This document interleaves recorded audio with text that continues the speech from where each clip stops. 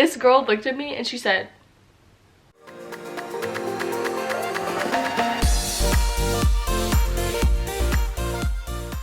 "Hey guys, welcome back to my YouTube channel. My name's Montana and I was an exchange student in Germany for the past year, but now I'm back in America, and today I have a video about the things that I did in Germany that Germans found really strange or weird. Throughout my whole exchange year, or it wasn't really a year, it was 7 or 8 months, I kept a list of all the things I did, and sometimes I would get strange looks or people would legitimately tell me that it was really strange, and so I'm just gonna go through that list today. And yeah, some of the things are funny, some of them are just, I guess, cultural. The first one that I have is that I would smile so much. And I know that people say this is like an American trait, but it was also because I didn't understand what people were saying at first. And I just figured like the nice and polite thing to do would be to smile and nod my head as if I understood. By the end of my exchange year, I was having friends tell me like, "Montana, it's so weird how often you smile. You just look at people and you smile all the time." But honestly, I think it like helped me make friends because I just looked smiley and happy, and then when you smile you look more approachable. It was kind of my fallback when I didn't understand something but I didn't want to look upset or angry or confused or mad. I would just smile, and yeah, I don't really regret it, but people did find it quite strange how often I would smile. The next thing that my friends found so weird that I did in Germany was I would cut up celery, just like, I'm pretty sure the word in German is also celery stalks. I can add a photo. I would just cut it up and eat it raw for like a snack, and that's fairly common in the US. A lot of kids come with celery in their school lunches, and that is so weird in Germany. No one else eats celery just as a snack, and they all were like, "Is that cooked, or we only use it in soup?" So they found that really strange. The next layer of weirdness that I added on to that was my favorite lunch snack is celery stalks, and you cut them up and you put peanut butter in them. And I think they're so good. And I brought those to school for like snack time and lunchtime so often, but I got some strange looks from my friends because they had never seen anyone do that before. But in America, that's really common. And sometimes people put raisins, or Rosine, they put the raisins on like the peanut butter section, and then they call it ants on a log, and it's like a child time snack. The other thing that I would put peanut butter on is, well, first off, I put peanut butter on bread, that's normal. But also the rice cakes, I would put peanut butter on those too. And then sometimes with like a little salt on top as a snack or as a meal. And I think my excessive use of peanut butter was very American. This story.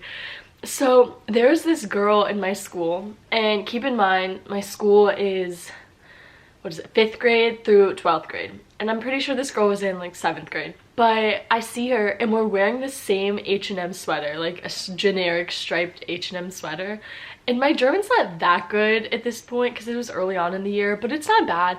And I was like, "Oh my gosh, she has my sweater." So I went up to her and I said, "I really like your sweater," like as a joke, because I was wearing the same sweater and I thought it was funny. This girl looked at me and she said, and I was like, "Okay, sorry, bye." And it was so weird. It was one of the most awkward, uncomfortable things that I did on my whole exchange. But I thought it was funny, and that's something that you do in high school. If it was in America, you'd just be like, "Oh, I like your sweater, haha, it's funny. We have the same one."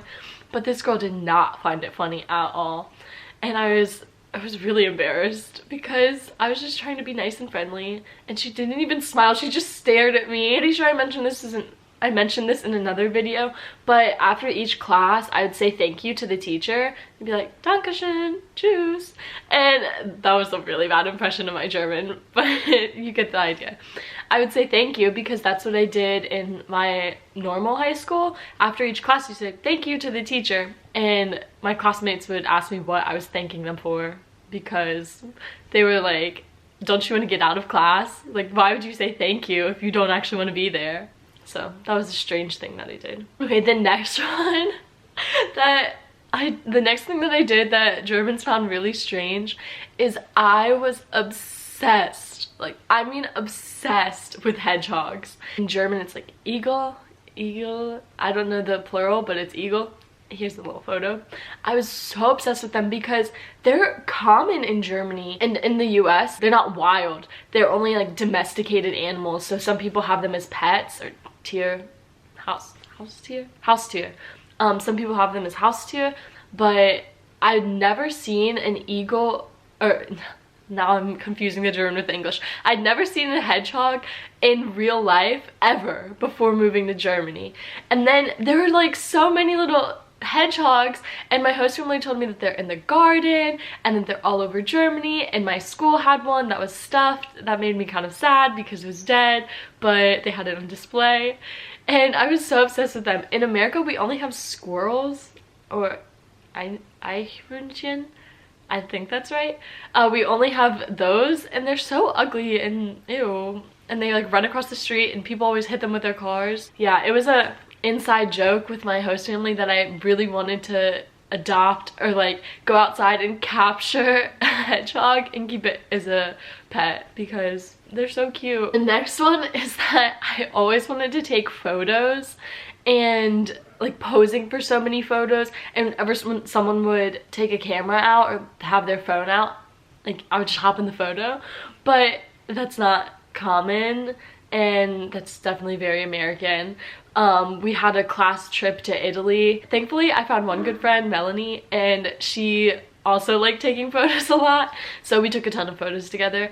But we were on a trip for a week with our Italian class. It was only like 12 people. I wanted to take photos everywhere, and no one else seemed to want to do that or to stop for so many photos as me, except for Melanie. My next thing is that so you guys probably, maybe you guys do know this, but the showers in Germany are much different than the showers in America.